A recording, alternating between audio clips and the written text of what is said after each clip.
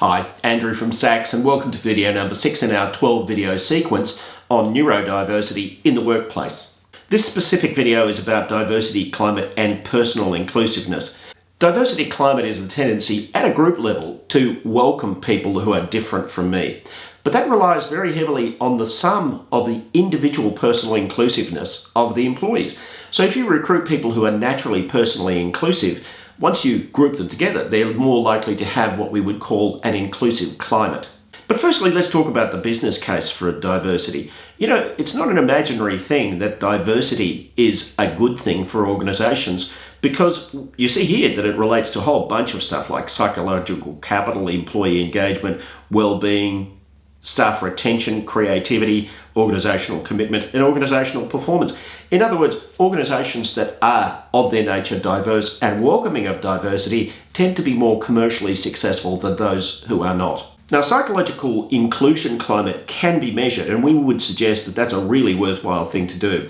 So you see, here are 5 questions that we use at SACS. These are validated in very large sample studies.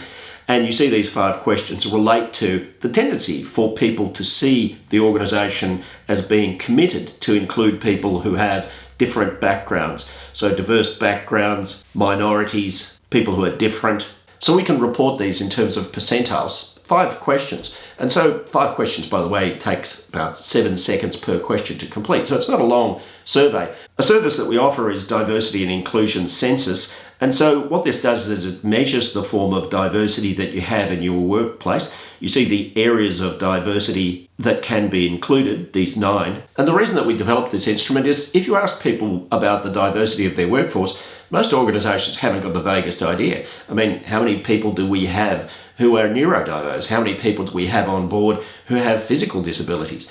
And the reason that this is important to be done by a third party is that people will be far more honest in that setting than they might be if, let's say, their boss comes up and asks them, look, are you neurodiverse? So the trust of being able to deal with a third party gives a sense of confidence for people to answer those questions honestly. But once you've measured psychological inclusion climate and you've got your percentile score, can you improve personal inclusion? Because improving personal inclusion can be shown to improve inclusiveness of work groups. And a really common technique that's been used in this area in the past is perspective taking. So an example of this kind of intervention would be where you get a person who has a form of neurodiversity to just explain to people what the world is like from their point of view. And the perspective taking exercises that can take place after that are things where employees would actually try to see the world through the eyes of a person who had, let's say, ASD or ADHD or whatever it is that was the subject of the conversation. Now, we know that when people practice perspective taking, it does make them more empathic.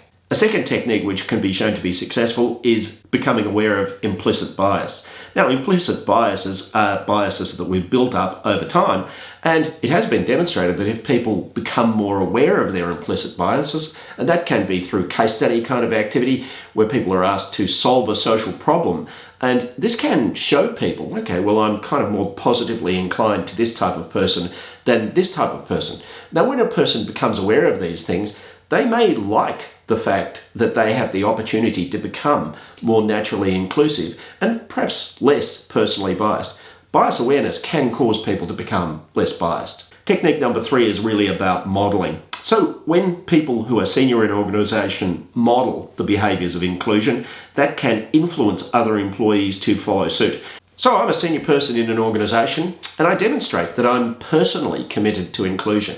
I demonstrate this in my behaviours, in the welcoming that I show to people who are diverse, and of course to people who are not diverse as well. But it's a general perspective on welcoming and inclusion. Now, if I do that, what happens is that the mirror cells of people's brains, which tend to unconsciously mimic the behaviours of leaders, will tend to cause a wider range of people within the organisation to demonstrate these behaviours.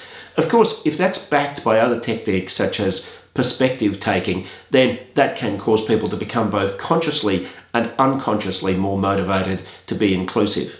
So inclusion climate can be improved by specific techniques and specific interventions. But now let's talk about the question of job specification. And so in video number 7, the next video, we'll be talking about, can this job be done by somebody who's neurodivergent? We'll be talking about a method of job definition which will help you to ensure the success of whomever you recruit, whether that person is neurodivergent or not. If you find this content helpful, then like and subscribe.